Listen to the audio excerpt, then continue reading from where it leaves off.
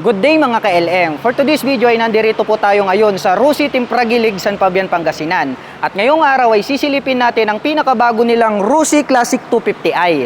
Gaano nga ba kaganda ang motor na ito? Yan ang ating aalamin ngayon. Tara!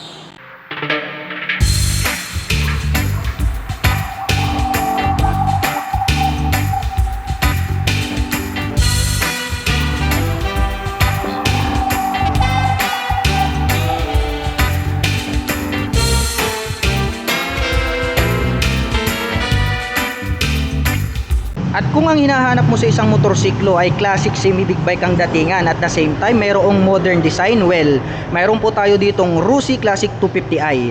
Agaw pansin agad itong kanyang bilugang headlight mga ka-LM kasi nga kung inyo pong titignan at atin pong lalapitan, napakaganda nitong kanyang daytime running light dito na parang Batman.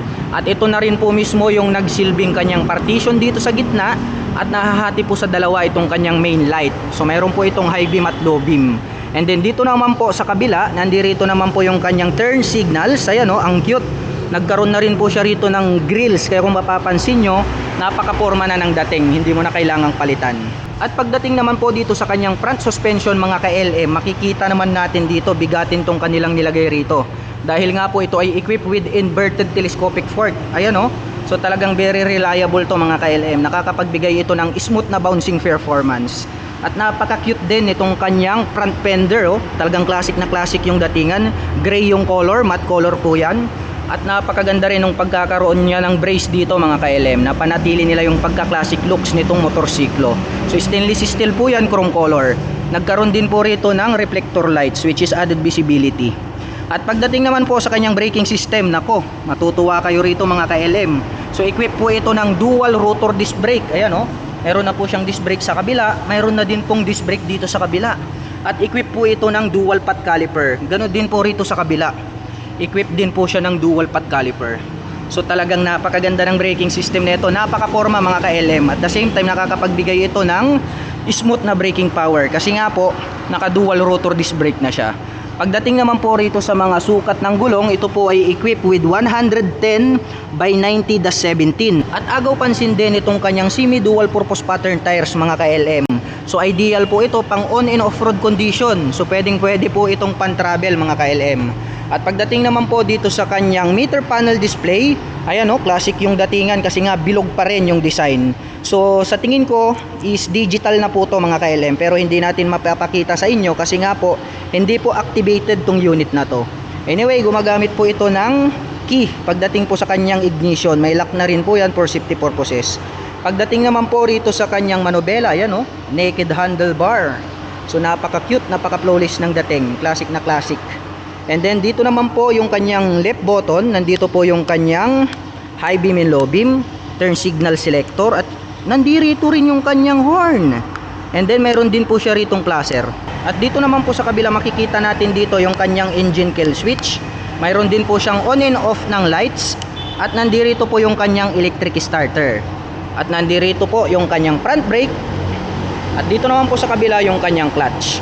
At pagdating naman po dito sa kanyang timeless fuel tank, napakalaki mga ka-LM. So talagang napakaraming gas yung pwede nyong ilagay rito. Anyway, very unique yung dating nitong kanyang timeless fuel tank. Kasi kung mapapansin nyo, imbis na nasa gitna po itong tank cap, nandito po siya sa gilid. So stainless steel yan. At the same time dito po sa gitna, may makikita po tayo rito na Rusi emblem. So 3D emblem po to, chrome color, napakaganda nung dating. At nagkaroon po siya ng decal dito na silver, ayan, so nakapalibot po siya dyan. At dito naman po sa kanyang side cover, nakalagay po rito is classic 250i. So kaya may i po rito sa dulo mga ka-LM kasi nga po ito is fuel injection na siya. So ang kagandahan po nito mga ka-LM, ito po ay nakakapag-provide at nakakapagbigay ng mas matipid na pagkonsumo ng gasolina. At the same time less emission na po siya dahil nga po ito ay fuel injection na. And then pagdating naman po rito sa kanyang engine, makikita naman po natin na ito po ay black color. So glossy type yung pagkaka-finish nitong kanyang engine. Makikita din po natin dito yung kanyang sprocket cover. So ang kagandahan dito mga ka-LM, aluminum which is cast iron na po yung ginamit nila, hindi po siya basta-bastang plastic. At dito naman po natin makikita itong kanyang horn mga ka-LM. May isa dyan at mayroon din pong isa rito sa kabila. At dito naman po sa gitna may makikita po tayo dito ito po yung kanyang radiator. So meaning to say, ito pong ating Rusi Classic 250i ay mayroon na po itong liquid cooling system. Kaya maaasahan po ito pagdating po sa mga long rides driving, kasi nga po kaya pong magbabad ng mga liquid cooling system pagdating po sa mga biyahe.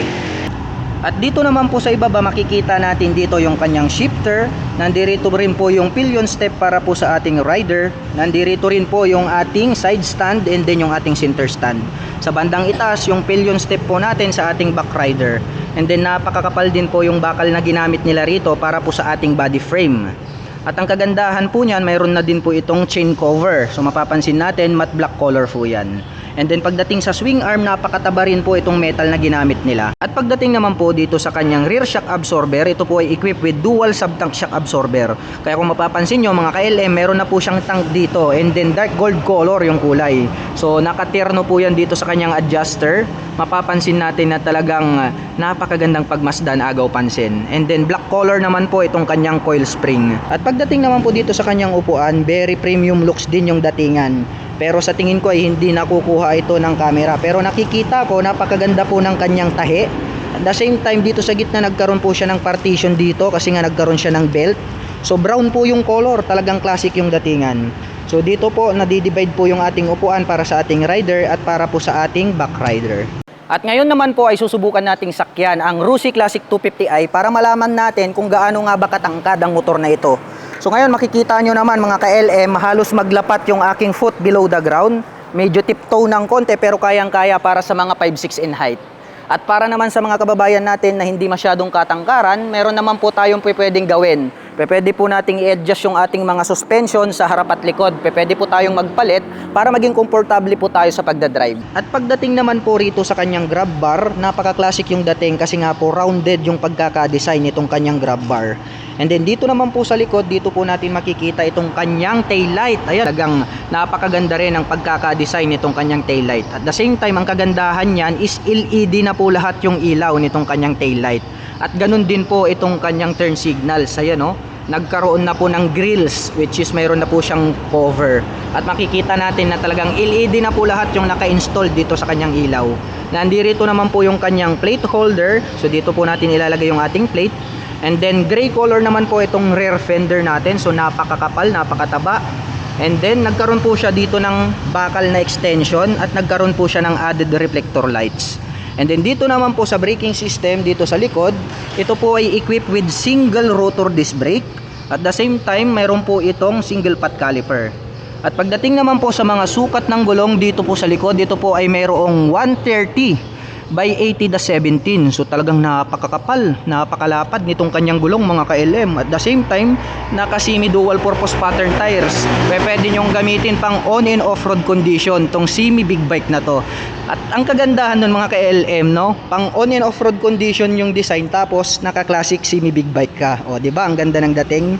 At pagdating naman po dito sa kanyang muffler, classic na classic din yung datingan mga ka-LM, oh. So talagang napaka-sexy nung pagkaka-design. So malaki rito hanggang paliit ng paliit. Ito naman po yung kanyang heat guard protector. Ayan, oh. Ayan. So bakal din po yung ginamit nila rito, hindi po siya plastic. So talagang bigatin din yung mga in-installed nila rito sa kanilang Classic 250i. And then ang kagandahan niyan, matte black color po yung kulay nitong kanyang muffler. Dito po sa kanyang tip is chrome color or yung gray yung color, which is ang ganda po nung kanyang color combination. At dito po natin makikita itong kanyang pillion step para sa ating rider. Ito naman po yung ating foot brake para po sa ating rear brake dito sa likod. At nandito po yung ating pillion step para sa ating angkas. At ang presyo ng ating Rusi Classic 250i ay nagkakahalaga ng 96,000 pesos. At kung balak mo namang kumuha ng hulugan ay kailangan mo lang mag-down payment ng 7,000 pesos. At pagdating naman po sa kanyang monthly installment, ito po ay mayroong 3,890 sa loob ng 3 taon. At para naman po sa mga kababayan natin na interested sa ating ni-review na motor for today, ay maaari nyo po silang sadyain na puntahan dito po sa kanilang main branch, dito po sa Rusi Timpragilig, San Fabian, Pangasinan branch. At ang kanila pong operation time is starting 8 AM until 5 PM from Monday to Saturday. At nandito naman po ang kanilang contact number na maaari nyong tawagan para sa lahat ng inyong mga inquiries.